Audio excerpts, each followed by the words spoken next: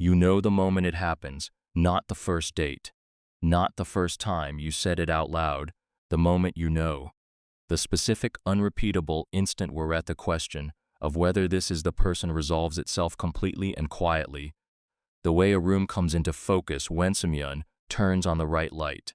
You are sitting across from them at a table that isn't special, a restaurant you've been to before, a meal you won't remember, and something about the way they laugh at something you said, not performing the laugh, actually laughing, makes the rest of the room go soft and irrelevant, and you think, with a clarity that doesn't feel like a thought so much as a fact, this is the person, everything in that moment is true. The feeling is real, the person is real. The love is not a mistake, and it is not naive, and it is not something you will look back on and revise. What is also true, in that same moment, invisible and present the way, gravity is invisible and present, is everything about who this person is with money, their relationship with debt, their tolerance for risk, their definition of enough, their automatic responses to scarcity and abundance, the beliefs about spending and saving that were built before you exist in their life and will not change because you love each other. You don't see any of that at the table. Nobody does. That's not a flaw. That's just the sequence. Love arrives before the spreadsheet. It always will. The question is what you do after love arrives, because in approximately 2 years, you are going to make a decision. In a ceremony, in front of people you love, in the best clothes you own, that is simultaneously the most romantic choice of your life and one of the most consequential financial decisions you will ever make. And almost nobody frames it that way. This video is for the people who wish someone had. If this is the kind of conversation you've been looking for, subscribe before we go further. This channel exists for exactly this. The things about money and life that nobody says out loud until it's already cost you something. Hit subscribe. It takes 3 seconds. Let's continue. This is the story of 2 versions of you. Same person, same capacity for love, same income. The only difference is who you chose, and more specifically, whether the person you chose sees money the way you do. You are about to meet both versions. The love is not the problem. Let's establish that immediately. You love this person completely. The attraction is real. The friendship underneath the relationship is real. The way they show up for you when things are hard is real. None of that is in question. None of that is the subject of this story. The subject of this story is the other thing. The thing that doesn't announce itself at the table where you know. You move in together at 26. Within the first 3 months, you notice things you had noticed before but filed differently when they belonged to someone you were dating rather than someone you live with. They spend money the way some people breathe, not recklessly, not irresponsibly by any dramatic measure, just continuously, without the pause you have before a purchase, where you ask yourself if this is necessary and actually wait for the answer. New shoes on a Tuesday. Dinner out 4 nights a week because cooking feels like a project and Tuesday was long. A streaming subscription added without mention. A weekend trip suggested the way someone suggests going to a different room, casually, as if the cost is a detail rather than a decision. You don't say anything the first time, or the 5th, because none of it is a crime, none of it is dramatic, and you love them, and the conversation feels disproportionate the individual purchases, and you tell yourself you'll figure out a system. You get married at 28. The wedding costs $34,000. You split it with both families. Your portion is $11. 0. Money you had been saving for a down payment. You don't say that out loud. You smile in every photograph. The first rule: financial incompatibility doesn't announce itself as a problem. It announces itself as a preference. The gap between a preference and a problem is the distance between year 1 and year 7. By 30, you have had the money conversation 14 times in 2 years. Not the same conversation, 14 versions of the same conversation, each one covering the same ground and ending the same way, with understanding expressed and behavior unchanged, not from malice, from wiring. The way they relate to money is not a choice they make each morning. It is a reflex built before you met them. And love is not a sufficient tool for rewiring a reflex. The numbers at 30, joint checking account. Perpetually low. The definition of low is a moving target that adjusts to whatever the balance actually is. Emergency fund, $4,200. Target, $18,000. You have been building it for 3 years. It keeps getting used for things that feel like emergencies and aren't. Your retirement account, $31,000. Their retirement account, $8,400. They cashed out $6,000 2 years ago for a reason that made sense at the time. You are not poor, you are not in crisis. You are in the specific financial position of two people who love each other and want different things from money and have never fully said that out loud in language that the other person can hear without becoming defensive. By 33, you own a home. The mortgage was possible because you pushed for it, saved for it, researched it, found the down payment by cutting things from your life that you didn't fully explain because explaining them would have started a conversation you didn't have the energy for. The house is real. The equity is real. But you built it mostly alone, inside a partnership, which is a specific kind of loan lines that doesn't have a clean name. The second rule. You can love someone completely and want completely different things from the future. The love does not resolve the difference. It just makes the difference harder to name. You are 38. You have been married for 10 years. The love is still there, quieter than it was, more familiar but real. What is also there, present and specific, is a net worth that is about 60% of what it would be if the financial values had been shared. Not because your partner is a bad person. Because money, unaddressed, flows away from wherever two people want different things from it. The fights are not about money anymore. They are about everything else. The dishes, the plans, the way you said something on a Thursday. But underneath the Thursday conversation, if you followed it down far enough, you would find the original disagreement, the one that never got resolved. The one that became the water you both swim in now, so familiar that neither of you remembers when it wasn't there. This is not a different kind of love. That needs to be said immediately, clearly, and more than once if necessary. The love in Path B is not smaller, not more calculated, not a transaction dressed up in romantic language. It is the same capacity, the same feeling at the same table, in the same restaurant with a different person.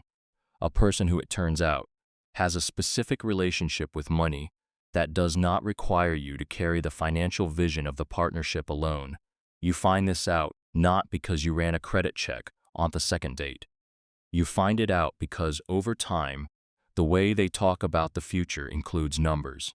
Note obsessively, not joylessly, but naturally, the way people include numbers when numbers are a part of how they think rather than a subject they avoid.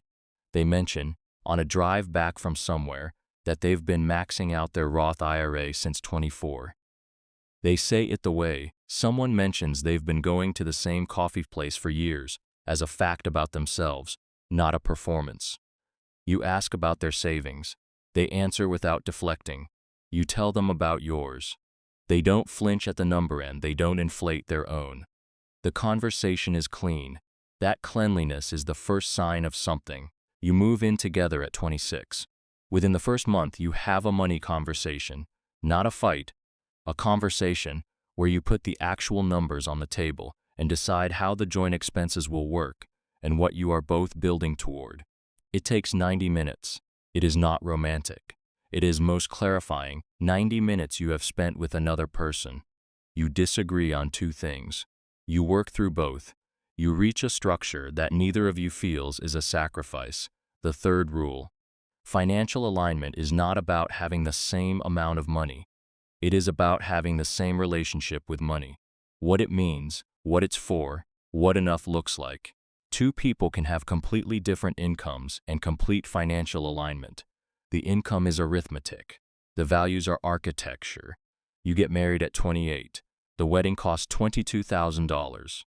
You chose that number together, at a table, 6 months before the date, and neither of you moved off it when vendors suggested upgrades. The money left over from what you had saved stays where it is, pointed toward the down payment you are both building, together, in the same direction. By 30, the numbers look like this. Joint emergency fund, $21,000. Built in 2 years because you were both adding to it, and neither of you was pulling from it for things that weren't emergencies. Combined retirement accounts, $94,000. Down payment fund, $38,000. You are not wealthy, you are aligned. An alignment at 30, in a compounding system, is the single most powerful financial condition two people can be in together. You buy the house at 31. The process is not one person pulling while the other resists. It is two people decided on the same thing, prepared for the same thing, and arrived at the same time. The closing is a Tuesday. You have dinner that night at the restaurant where you knew. Neither of you mentions the mortgage at dinner. There is nothing left to say about it. It is handled. By 33, you are making decisions together that were not available to the other version of this story. Not because you are richer, because you are free in a specific way that only financial alignment produces.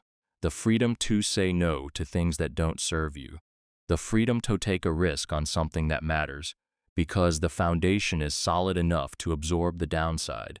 One of you considers leaving a stable job for something with more upside and more uncertainty. In Path A, that conversation would be a source of conflict. In Path B, you sit with the numbers together for an evening and determine that the runway exists. The decision is made from information, not anxiety. They take the risk, it works. Not immediately. It takes 14 months, but it works. You are 38, married for 10 years. The love is the same love as in Path A. Quieter than it was, more familiar, completely real. What is different is the context it lives in. The net worth is not a point of friction.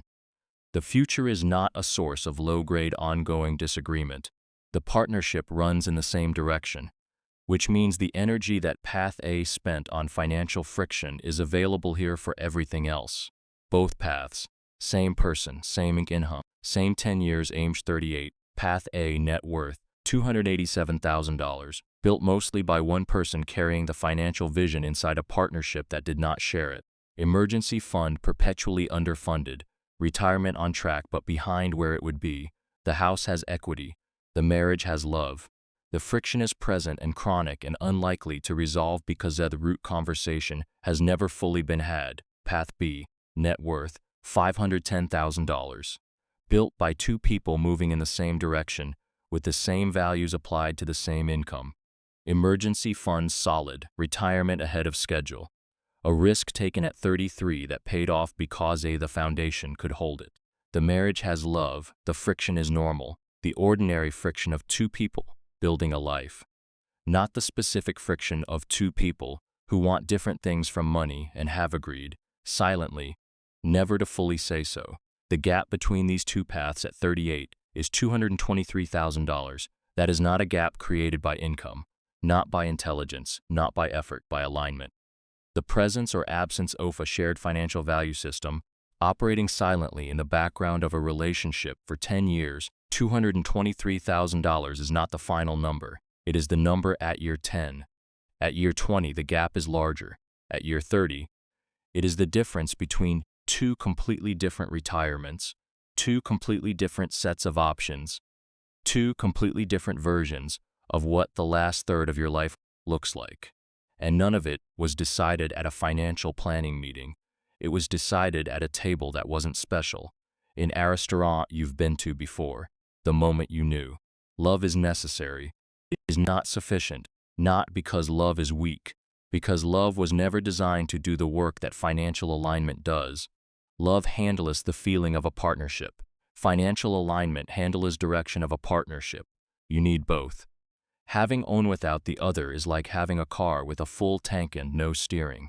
You will move. You will not arrive. The people who build wealth together, not the richest couples, not the most strategically matched, but the ones who at 45 feel like their life is going somewhere rather than surviving somewhere. Almost all of them share anything that has nothing to do with income. They talk about money the same way, not identically, the same way, as a tool, as a direction, as a shared language for the life they are building rather than a subject one of them avoids and the other one carries. That conversation is possible before the ceremony, not in a transactional way, not with a spreadsheet on the skin date, but in the natural, honest way that two people who are actually considering a life together eventually have to reckon with. What does enough look like to you? What are you building toward? What does money mean in your life, and where did that come from? Those questions are not unromantic. Avoiding them is. You are watching this from somewhere on this story. Maybe you are 24, and the table hasn't happened yet, and you have every question still ahead of you, and the person you will choose has not yet been chosen. You have something rare. The ability to know what to look for before you are already looking at the wrong thing and calling it right. Maybe you are 30 and you are in Path A, and something in this video has been sitting in your chest since the emergency fund section. That weight is information. It is not a verdict on your relationship. It is an invitation to have the conversation you have been postponing, not a fight, a conversation. The kind where you put the actual numbers on the table and decide what you are both building toward. 90 minutes, tonight if possible. Maybe you are 38 and the 10 years are behind you, and the gap is real, and the love is also real, and you are trying to figure out what to do with both of those things being true at the same time. The answer is not to leave and not to stay silent. The answer is to finally have the conversation at the level of depth it always deserved. With a partner, with a professional if needed, with the honesty that the first 10 years didn't quite reach. The table where you knew is still real. The person is still real. The love is not the problem, and it never was. The question is whether the love is pointed at a future you can both see clearly, or at a version of the future that only one of you has been building toward while the other one was busy living in the present. You get to ask that question. You get to ask it now, before it costs another 10 years to figure out what the answer was all along. Scoot, so you don't miss the next one. See you in the next.